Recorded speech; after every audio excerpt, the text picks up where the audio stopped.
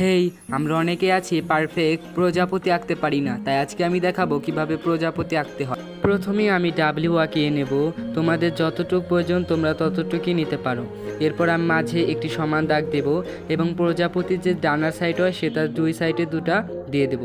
এরপর মাঝে এরকম ডানার সাইডে আঁকিয়ে নেব। তারপর দুই সাইডে দুইটা ডানা আঁকিয়ে নেব। এরপর এর নিচের সাইডে একটি ছোট ডানা, তার নিচের সাইডে আরেকটি ছোট ডানা। এরপর আমি মাথা এবং শরীরটা সম্পূর্ণ আঁকিয়ে দিচ্ছি। এরপর আমি মুছে নিলাম। এরপর একটু গাঢ় করে আঁকিয়ে নেব বা ডিটেলস দিয়ে দিলাম আমি প্রজাপতির। তারপর প্রজাপতির ভিতরের সাইডটা আমি আঁকিয়ে নেব, দুই সাইডে দুইটা আঁকিয়ে নেব। আমি ভিডিওতে যেমন দেখাচ্ছি তোমরা ঠিক তেমনই আঁকাবে, কারণ সব জিনিসই তো আর ডিটেলসে দেখানো যায় না। তাই আমি যেভাবে ভিডিওতে দেখাচ্ছি ঠিক তোমরা ওই রকম করেই আঁকিয়ে নেবে। আমি দুই সাইডটি এরকম করে আঁকিয়ে নিলাম। তারপর আমি ছোট ছোট ফাঁকা অংশে ছোট ছোট বৃত্ত আঁকিয়ে নেব সম্পূর্ণ জায়গায় প্রজাপতির। তারপর এগুলো আমি পেন্সিল দিয়ে গাঢ় করে নেব শুধু এই বৃত্তগুলো রেখে। এরপর আমি দুই সাইডে কালো করে নেব।